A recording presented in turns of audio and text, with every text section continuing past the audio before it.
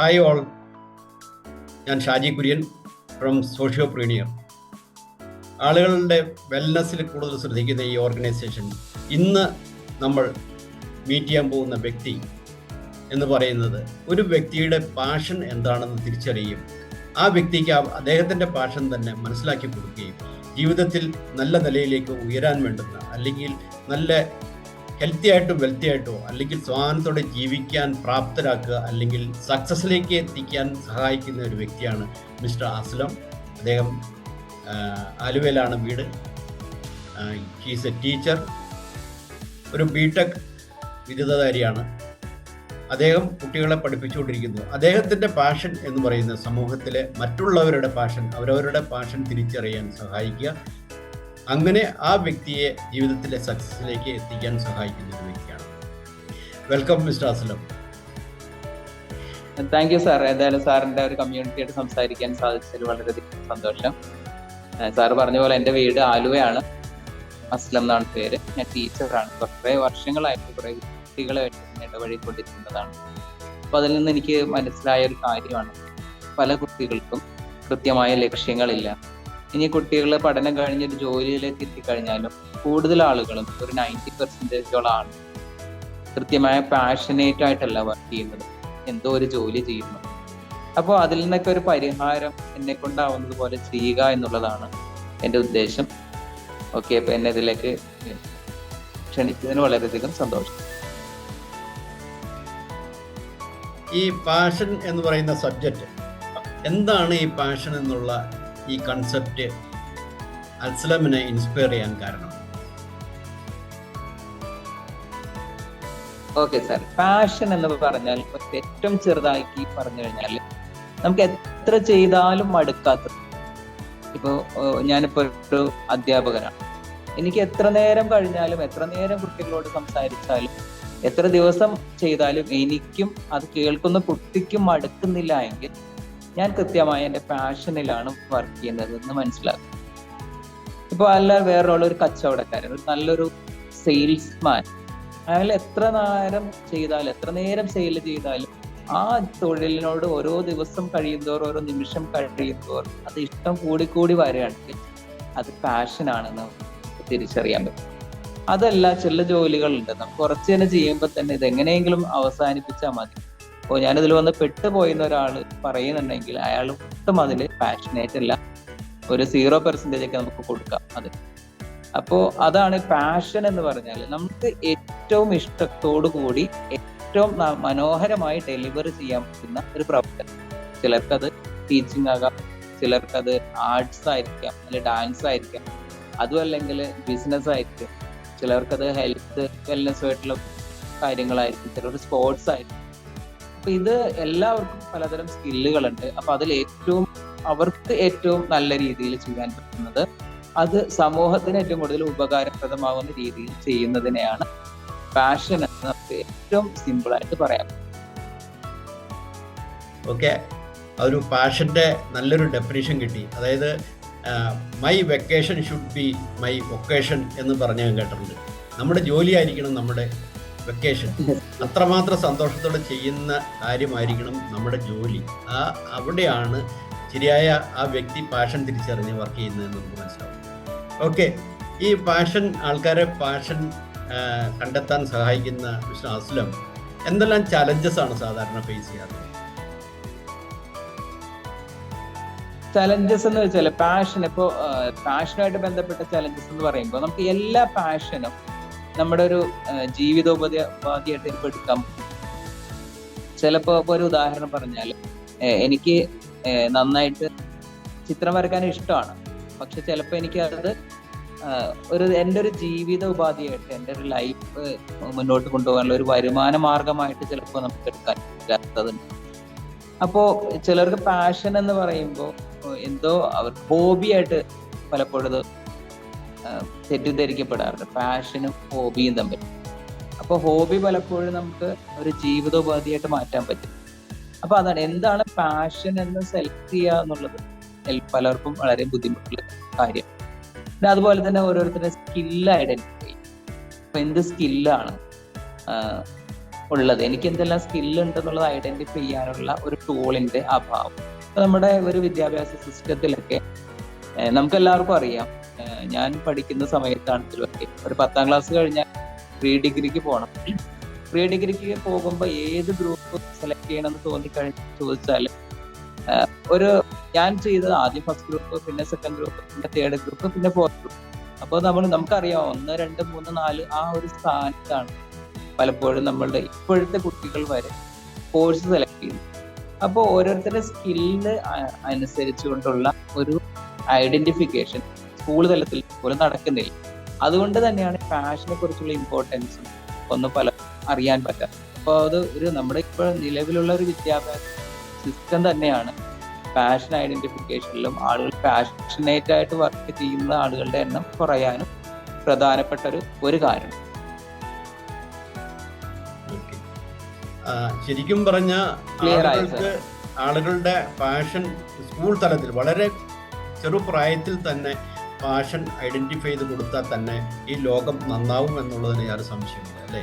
എല്ലാവരും അവരവരുടെ പാഷന് വേണ്ടി വർക്ക് ചെയ്യുകയും സന്തോഷത്തോടെ വർക്ക് ചെയ്യും. ഇപ്പോൾ നമ്മൾ ഒരു ഓഫീസിൽ ചെല്ലുമ്പോൾ പല ജോലിക്കാരെയും കാണുന്ന അവര് വലിയ സന്തോഷത്തിലൊന്നും അല്ല, നമുക്ക് എന്തെങ്കിലും ചെയ്തു തരാൻ വലിയ താല്പര്യത്തിലല്ല ഇരിക്കുന്നതിന് നമുക്ക് തോന്നാനതിൻ്റെ കാരണം അദ്ദേഹം വർക്ക് ചെയ്യുന്ന അദ്ദേഹത്തിൻ്റെ പാഷന് വേണ്ടിയല്ല, അതുകൊണ്ടായിരിക്കാം. ഓക്കെ, മിസ്റ്റർ അസ്ലം, നിങ്ങൾ ആളുകൾക്ക് ഈ പാഷൻ ഐഡന്റിഫൈ ചെയ്യാൻ എന്തെല്ലാം ടൂൾസ് അല്ലെങ്കിൽ എന്തെല്ലാം രീതിയിലാണ് അവരുടെ പാഷൻ ഐഡന്റിഫൈ ചെയ്യാൻ ഹെൽപ്പ് ചെയ്യുന്നത്? പ്രധാനമായിട്ടും ഒരു അവയർനെസിന്റെ ഒരു പ്രാധാന്യം ഉണ്ട്. ശരിക്കും ഒരു പാഷൻ ഐഡന്റിഫൈ ചെയ്യണം എന്നുള്ള ഒരു അവയർനെസ് കൊടുക്കുക. അപ്പോൾ അവരോട് ഒരു 1-to-1 സെഷൻ നടത്തിയാൽ തന്നെ കുറേയൊക്കെ അറിയാൻ പറ്റും എന്താണ് അയാൾക്ക് ഇഷ്ടത്തോടുകൂടി ചെയ്യാൻ പറ്റുന്ന കുറച്ച് കാര്യങ്ങൾ, എത്ര ചെയ്താലും മടുക്കാത്ത, അല്ലെങ്കിൽ അവരുടെ ഇഷ്ടപ്പെട്ട വിഷയങ്ങൾ, അവരുടെ ഒരു ലൈഫ് സ്റ്റൈൽ, ഇതെല്ലാം നോക്കി കഴിഞ്ഞാൽ തന്നെ നമുക്ക് പാഷൻ കുറച്ച് ഐഡന്റിഫൈ ചെയ്യാം. അതുകൂടാതെ കുറെ അധികം പ്രൊഫഷണൽ ടൂൾസ് ഉണ്ട്. ഇപ്പോൾ കരിയർ ഇൻട്രസ്റ്റ് സർവേ, അതേപോലെ തന്നെ ഡിഫറൻഷ്യൽ ആപ്റ്റിറ്റ്യൂഡ് ടെസ്റ്റ്, അങ്ങനെ കുറെ അധികം ടൂൾസ് യൂസ് ചെയ്തിട്ട് നമുക്കിപ്പോൾ സയന്റിഫിക്കലി ആയിട്ട് തന്നെ അത് പാഷൻ ഐഡന്റിഫൈ ചെയ്യാൻ പറ്റും.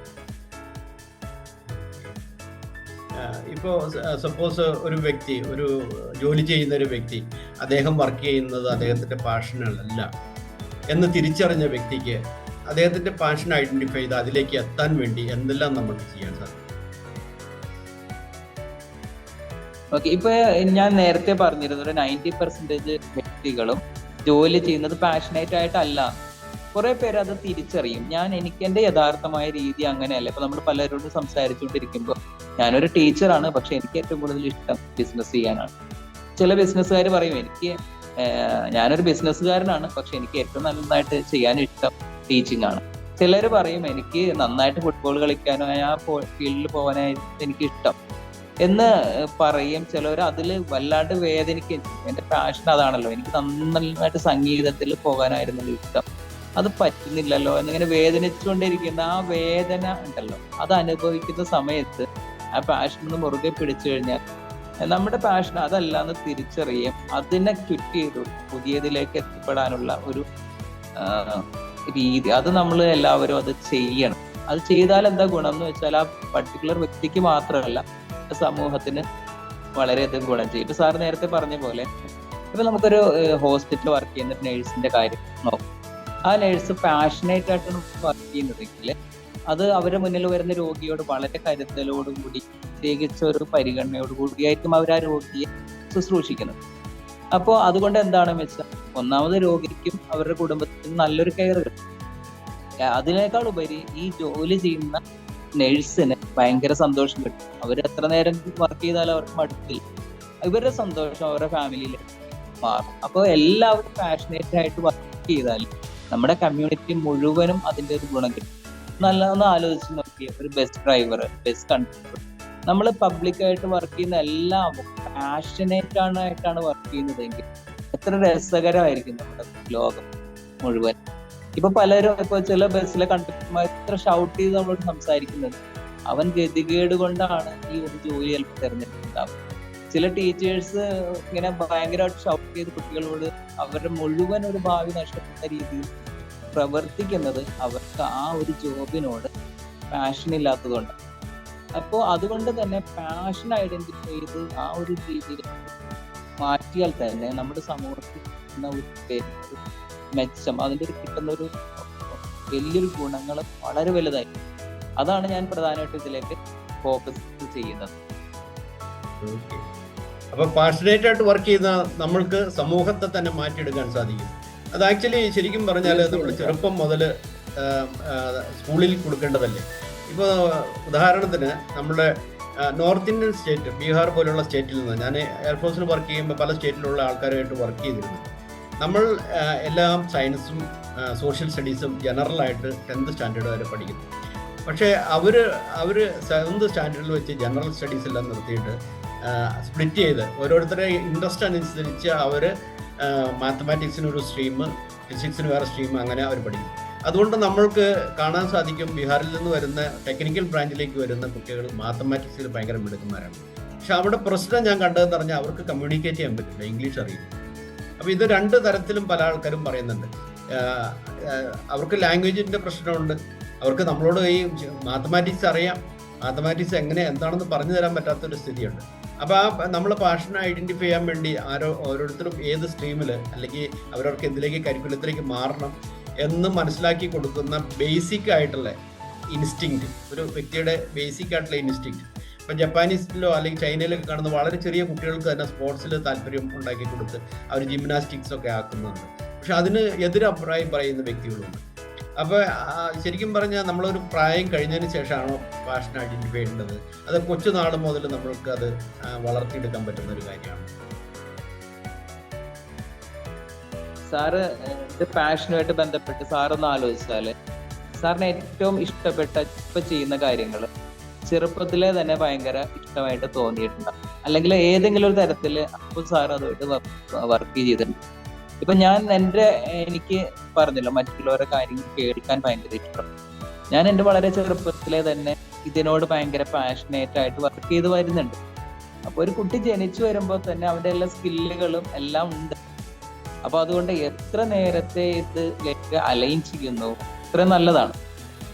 പക്ഷെ നമുക്ക് ഈ 10th ക്ലാസ് വരെയെങ്കിലും അടിസ്ഥാന വിദ്യാഭ്യാസം എല്ലാവർക്കും ഒരേപോലെ തന്നെ കിട്ടും. ഇങ്ങനെ അതിലൂടെയാണ് സ്കില്ലുകൾ വളർന്നു വരുന്നത്. ഈ വിദ്യാഭ്യാസം ഇങ്ങനെ ഓരോ 10-12 ക്ലാസ് വരുമ്പോഴാണ് ഏകദേശം ഒരു സ്കില്ല് ഒരുവിധം നമ്മുടെ ഉള്ളിലേക്ക് വരുന്നത്, പലതരം സ്കില്ലുകൾ. അപ്പൊ ആ ഒരു 8th ക്ലാസ്സിൽ വെച്ചെങ്കിലും കുട്ടി എൻ്റെ ഏരിയ ഇതാണെന്ന് തിരിച്ചറിയുകയും അതിൽ കുറച്ചും കൂടി ഫോക്കസ് ചെയ്ത് പോകുന്ന രീതി വളരെ നല്ലതാണ്. ഇപ്പൊ നമ്മുടെ കേരള സർക്കാർ അടക്കം അതിനുള്ള ചില ശ്രമങ്ങൾ നടത്തുന്നുണ്ട്. പഠനങ്ങൾ വളരെയധികം നല്ല രീതിയിൽ നടക്കുന്നുണ്ട്. കുറേ കൂടി വൊക്കേഷണലൈസേഷൻ എന്നുള്ളൊരു ചിന്ത വരുന്നുണ്ട്. അതേപോലെ തന്നെ വിദ്യാഭ്യാസ വിചക്ഷണരൊക്കെ ഇങ്ങനെ സ്കിൽ ഐഡന്റിഫൈ ചെയ്തതിനെ കുറിച്ചുള്ള പ്രാധാന്യത്തെ കുറിച്ച് കൂടുതൽ പഠിച്ച് അതുകൂടി പ്രാഥമിക തലത്തിലുള്ള പഠന മേഖലകളിലേക്ക് ഇൻക്ലൂഡ് ചെയ്യാൻ വേണ്ടി പരമാവധി ശ്രമിക്കുന്നു. അപ്പൊ അതുകൊണ്ട് തന്നെ കുറേ കൂടി ബെറ്റർ ആയ ഒരു ലോകത്തിലേക്കാണ് നമ്മുടെ കുട്ടികളൊക്കെ വരാൻ പോകുന്നൊരു പ്രതീക്ഷ എനിക്കുണ്ട്. കാരണം ഒരു 10 വർഷം മുമ്പ് പാഷനെ കുറിച്ച് പറഞ്ഞാൽ ആർക്കും അറിയില്ലായിരുന്നു, അല്ലെങ്കിൽ 20 വർഷം മുമ്പ്. ഇപ്പൊ പാഷൻ സ്കില്ല് എന്ന് പറഞ്ഞാൽ എല്ലാവർക്കും അറിയാം. അത് തന്നെ ഒരു വലിയൊരു മാറ്റമാണ്. അതുപോലെ തന്നെ എന്ത് ജോലിയും ചെയ്യാമെന്നുള്ളൊരു മനസ്സ് എല്ലാവർക്കും ആയിട്ട്, ഒരാൾക്ക് സ്പോർട്സിലാണ് താല്പര്യമെങ്കിൽ അതിനെ സപ്പോർട്ട് ചെയ്യുന്ന രീതിയിലേക്ക് നമ്മുടെ കമ്മ്യൂണിറ്റി മാറിയിട്ടുണ്ട്. പണ്ടൊരു ഫുട്ബോൾ കളിക്കാൻ വേണ്ടി പോയാൽ ആരും അതിനെ പ്രോത്സാഹിപ്പിക്കില്ലായിരുന്നു. അപ്പോൾ അത് മാറിയിട്ടുണ്ട്. അപ്പൊ അതുകൊണ്ട് തന്നെ വളരെ പോസിറ്റീവായ രീതിയിലേക്കാണ് നമ്മുടെ കമ്മ്യൂണിറ്റി പോകുന്നത്. കൃത്യമായ പഠനങ്ങൾ നടക്കണം. നമ്മൾ സ്വയം തന്നെ തിരിച്ചറിയാനുള്ള ഒരു കഴിവ് എല്ലാവർക്കും അതിലുണ്ടാക്കണം, പ്രത്യേകിച്ച് കുട്ടികൾക്ക്. ഇനി മുതിർന്നവരാണെങ്കിലും അവര് എത്ര പ്രായമായാലും അവരുടെ പാഷനിലേക്ക് വർക്ക് ചെയ്യാൻ വേണ്ടിയിട്ട് അവർക്ക് പറ്റും. അങ്ങനെയാണെങ്കിൽ അവർക്ക് കുറേ കൂടി നല്ല ഒരു സന്തോഷപ്രദമായ ഒരു ലൈഫ് നയിക്കാൻ പറ്റും. ഓക്കെ, അസ്ലമായിട്ട് സംസാരിച്ചതിൽ വളരെ സന്തോഷമുണ്ട്. വളരെയധികം ഇൻഫോർമേറ്റീവ് ആയിട്ടുള്ള കാര്യങ്ങളാണ്. നമ്മുടെ സൊസൈറ്റിയെ തന്നെ മാറ്റിയെടുക്കാൻ പറ്റുന്ന പല കാര്യങ്ങളാണ്. ആ ഒരു ചിന്തയിലാണ് കാര്യങ്ങൾ പോകുന്നത്. പാഷനേറ്റായിട്ട് എല്ലാവരും മാറാനുള്ള സംവിധാനം നമ്മുടെ ഗവൺമെൻറ് സൈഡിൽ നിന്നാണെങ്കിലും ആളുകളുടെ ചിന്തയിലേക്ക് വന്നു തുടങ്ങി മാറ്റങ്ങൾ വേണം, ഈ രീതിയിലേക്ക് സൊസൈറ്റി മാറണം എന്ന് പലരും ചിന്തിക്കാൻ തുടങ്ങി എന്നുള്ളത് തന്നെ വളരെ നല്ല കാര്യമാണ്. അതിൻ്റെ ഒരു ഭാഗമായിട്ട് അസ്ലം പ്രവർത്തിക്കുന്നു എന്ന് കേട്ടതിൽ വളരെ സന്തോഷമുണ്ട്. Thank you. ഇതെല്ലാം ഈ നമ്മുടെ കമ്മ്യൂണിറ്റിയിലുള്ള ആളുകൾക്ക് വേണ്ടി അസ്ലം ഷെയർ ചെയ്തതിന് വളരെയധികം നന്ദി അസ്ലമിന് പറയുന്നു. Thank you Aslam. താങ്ക്സ് എല്ലോ. Thank you sir. ഒരു കാര്യം കൂടി ഞാൻ പറയട്ടെ സർ. അവസാനത്തെ ഒരു മെസ്സേജ് ആയിട്ട് എനിക്കിപ്പോൾ പെട്ടെന്ന് തോന്നിയതാണ്, പ്രത്യേകിച്ച് രക്ഷിതാക്കളോടാണ്. നമ്മൾ കുട്ടികൾക്ക് അവർക്ക് ഏറ്റവും നല്ല ഭക്ഷണം ഉണ്ടാക്കി കൊടുക്കണം എന്ന് എപ്പോഴും ആഗ്രഹിക്കാറ്. അവർക്ക് എപ്പോഴും നമുക്കറിയാം നമ്മുടെ കുട്ടിക്ക് ഏറ്റവും ഇഷ്ടമുള്ള ഭക്ഷണം ഏതാണെന്ന്, ഒട്ടും ഇഷ്ടമില്ലാത്ത ഫുഡ് ഏതാണെന്ന് അറിയാം. അതുപോലെ തന്നെ അവന് ഇഷ്ടപ്പെട്ട കളർ ഏതാണെന്ന്, ഇഷ്ടമില്ലാത്ത കളർ ഏതാണെന്ന് അറിയാം, അല്ലെങ്കിൽ ഇഷ്ടപ്പെട്ട ഡ്രസ്സ് ഏതാണെന്ന് അറിയാം. അതുപോലെ തന്നെ അവൻ്റെ ഇഷ്ടപ്പെട്ട കരിയർ അല്ലെങ്കിൽ ഇഷ്ടപ്പെട്ട തൊഴിൽ മേഖല ഒന്ന് ചെറുതായിട്ടൊന്ന് ശ്രദ്ധിക്കാനും അതിന് പരമാവധി ഇമ്പോർട്ടൻസ് കൊടുത്തിട്ട് അതിനെ സപ്പോർട്ട് ചെയ്യാനും എല്ലാ രക്ഷിതാക്കളും ശ്രദ്ധിക്കണമെന്നൊരു കൊച്ചു മെസ്സേജ്, അത് വളരെ പ്രധാനപ്പെട്ടതാണ്. ഞാൻ എല്ലാവർക്കുമായിട്ട് ഷെയർ ചെയ്യുന്നു. ഏതായാലും എനിക്ക് വളരെയധികം സന്തോഷം, കുറച്ച് കാര്യങ്ങൾ എല്ലാവരുമായിട്ട് പങ്കുവെക്കാൻ സാധിക്കും. Thank you very much.